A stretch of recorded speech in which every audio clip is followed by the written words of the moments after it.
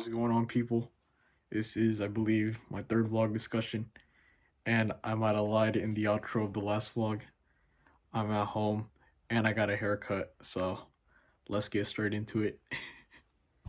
So regarding this week's readings, I'm going to start with the online discussion question on how I'm supposed to evaluate, or how I evaluate my online sources, and I evaluate them based on like the web domain. So if it's like .com, it's an alright source for me. Like I can use it, but I try not to use too much of it.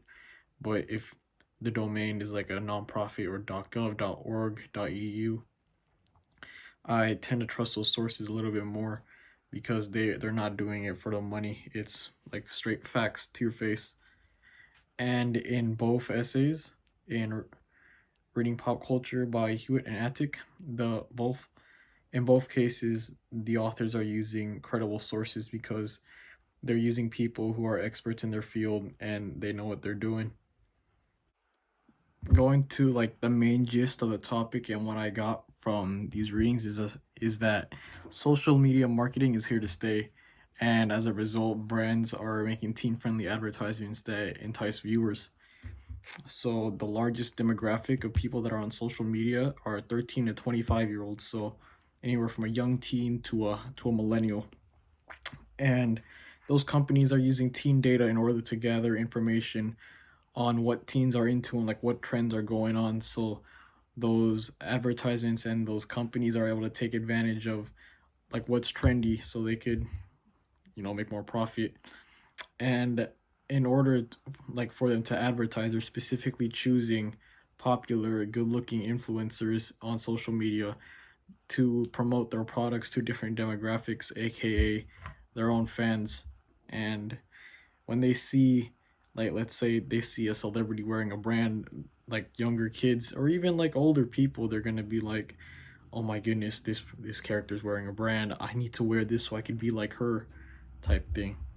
So at the time that these articles were written, Snapchat was basically like the ruler of the social media.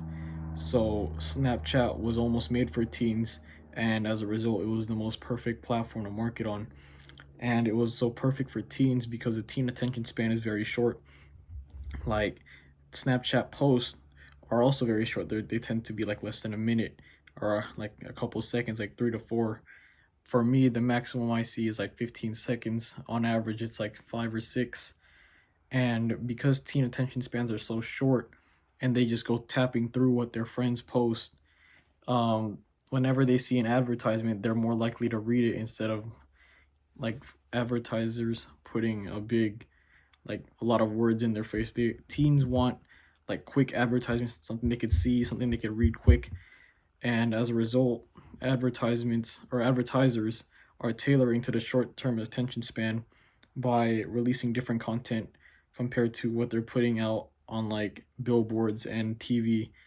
And billboards and TV are usually seen by like older people because that's a older form of media and technology. So going to like how Instagram has changed people's lives and how social media has changed people's lives.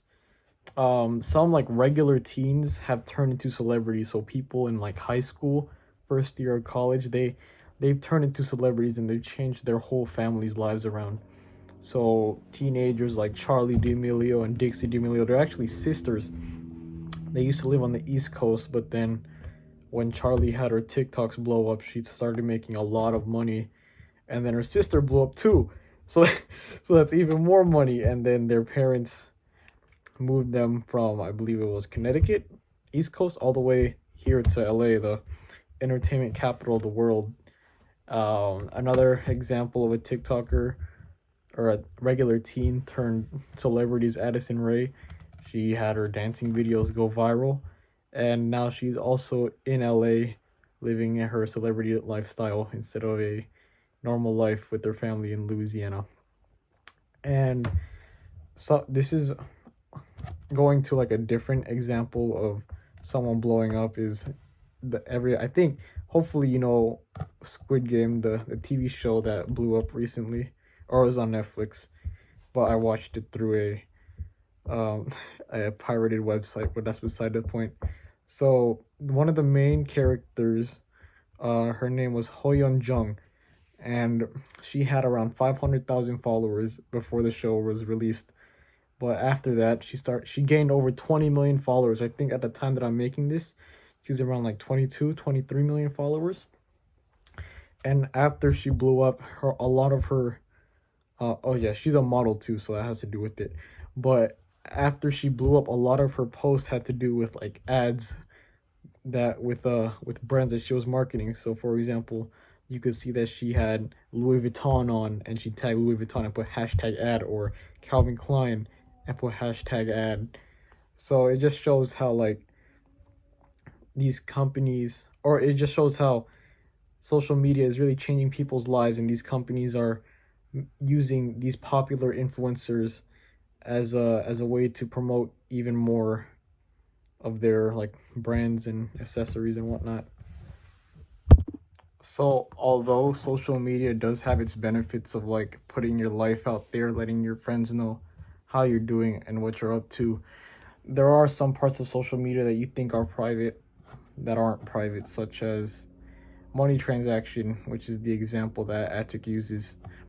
And so in Venmo, when you add somebody as a friend, you get to see their money transactions and what gets put into their account and what they withdraw from their account. So you could see like, oh, this guy withdrew $1,000 for rent, or this guy withdrew $300 on cannabis.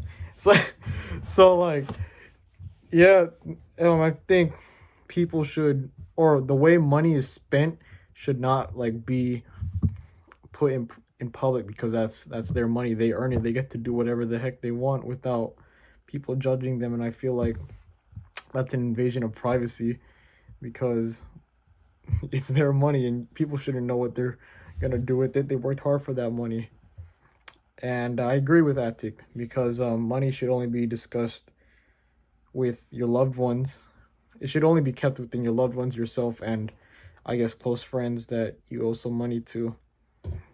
But as we go on, it's important to notice these trends and how our data is used, because these advertisements are trying to cater to us based on like our preferences on social media. So depending on what posts we like, or how often we're on social media, these advertisements will put out different ads for different types of people. And yeah, I just want like a takeaway to be, what you think is private on social media is not actually private, because these companies are up to no good. So that's all I got. Toodaloo!